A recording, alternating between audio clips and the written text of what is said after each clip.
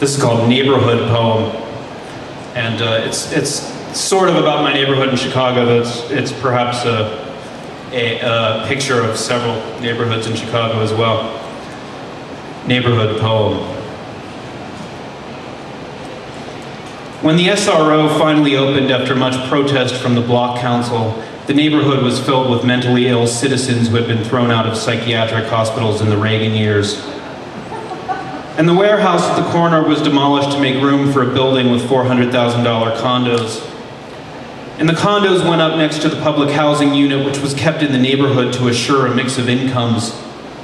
And when the youth congregated in front of the public housing unit, the police drove by slowly, which prevented the youth from smoking marijuana and mugging passersby and residents of the condos.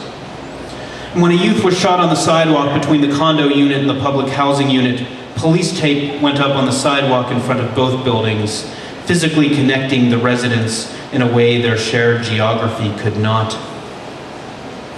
In the overpriced health food shop, in response to repeated requests from confused residents of the SRO, put up a sign in their window informing customers that food stamps were not accepted. And a new condo unit was constructed across the street from the public housing unit. Within a month, all 6 apartments sold for $390,000 apiece. And the space that was formerly occupied by the hairdresser whose business had been a front for a meth dealer was reopened by a spa that catered only to men and which charged $80 an hour for a massage and $150 for a massage, haircut, and pedicure. And the owner of the diner that opened in 1948 resisted closure but could no longer afford his lease. And the foodies cheered as the cupcake shop opened next to the overpriced market that sells nothing but olive oil and imported cheese and chorizo. And the gluten-free bakery opened next to the shop that sells fancy chocolates with ginger and cardamom, that opened in the space formerly occupied by the shop that sold fancy shirts for men, that opened in the space formerly occupied by a shop that sold expensive baby clothes, that opened in the space formerly occupied by the family-run hardware store that had been in the neighborhood for 32 years. And when the city rebuilt the metro station, the construction forced the dry cleaner and the bagel shop to go out of business. And after the construction was complete, a Panera bakery and another overpriced health food store opened in place of the dry cleaner or the bagel shop. And the Sicilian bakery opened in the space that was formerly occupied by the coffee shop whose name I no longer remember, despite the fact that it had been in the neighborhood for so many years. And the owner of the gym suddenly closed without prior warning. He locked the door and fired all of his employees, including the illegal immigrants who swept the floor and cleaned the semen off the walls of the sauna. And the members of the gym roamed the streets like refugees in tracksuits, looking for treadmills and hand jobs. And Angel's restaurant went out of business for reasons that were never made clear to their customers. And the lesbian gourmands took foie gras off the menu and replaced it with a vegetarian Wellington. And the bank knew what I was going to say before I even asked how to protect my credit card from the owner of the gym, who rumor had it tried to commit suicide after suddenly closing his business. And from the rumor mill, we learned that the guy who owned the gym, Mr. Gay Chicago 1987, actually owned a cheetah. He did not, however, adopt 2 kids from South Africa, although one person on the rumor mill claimed to have seen him with his 2 adopted South African kids at Mommy and Me Yoga the day after he closed his business, the day after he had debited the accounts of all 10,000 members of his 3 area gyms, 2 days before he tried to kill himself. And the guy at the dry cleaner lost me as a customer after he refused to refund my shirt that he ruined by staining the armpits with bleach. He refused to refund my shirt because he was fearful that admitting guilt would harm his reputation. And the video camera above his door kept me and other disappointed customers from smashing the windows of his shop after hours. And the video camera kept junkies from buying drugs in front of the dumpster. And the downstairs neighbor drove his car through the garage and blamed it on a faulty accelerator. Thank you.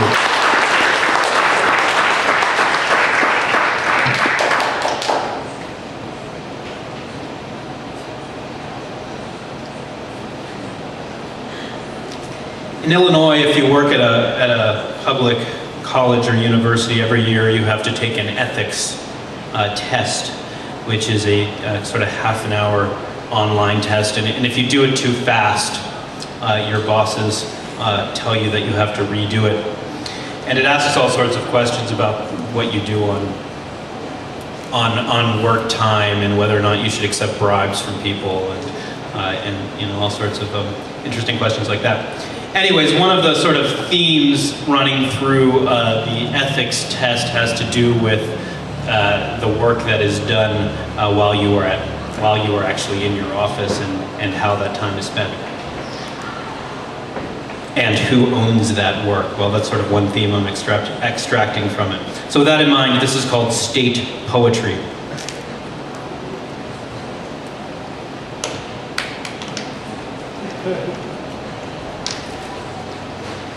State poetry.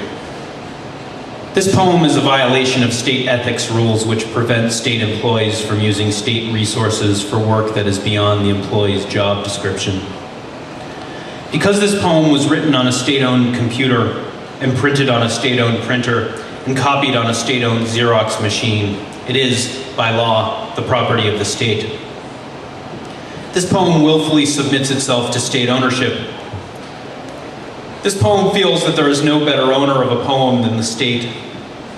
This poem feels that state-controlled poetry is the poetry of the future. When the author of this poem is appointed Poet Laureate of Illinois, this poem will instantly transform into an important work of literature. This poem has an active staff of fundraisers who are seeking corporate sponsorship. This poem is static, and in the stasis of this poem, a community of poets shall be blown to ash by a force that believes in art as a government and military weapon.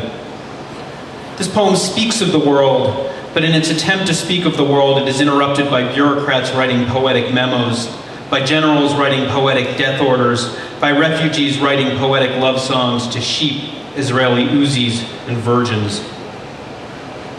This poem carries guns, prayer books, maps, cash, and manuals for heavy machinery.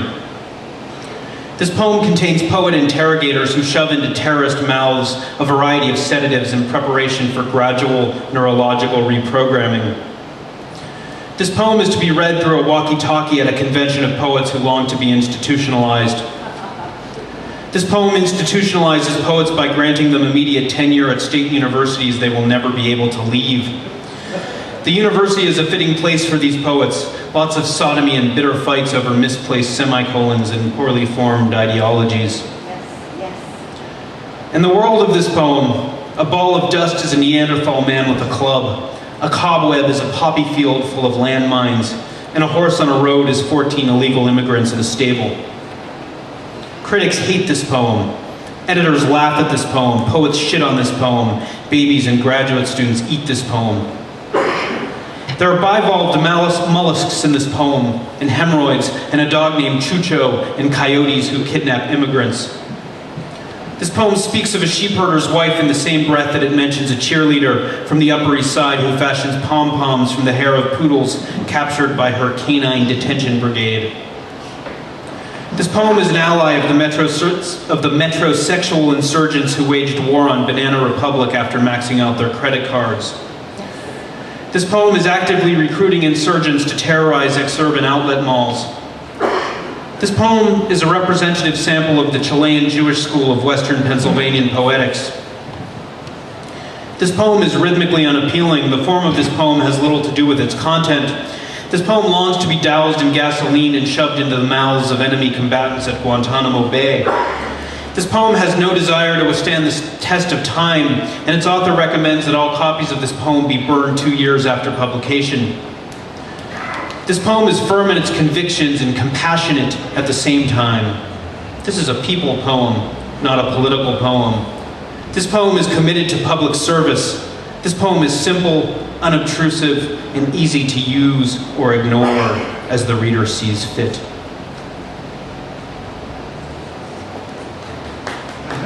Thank you.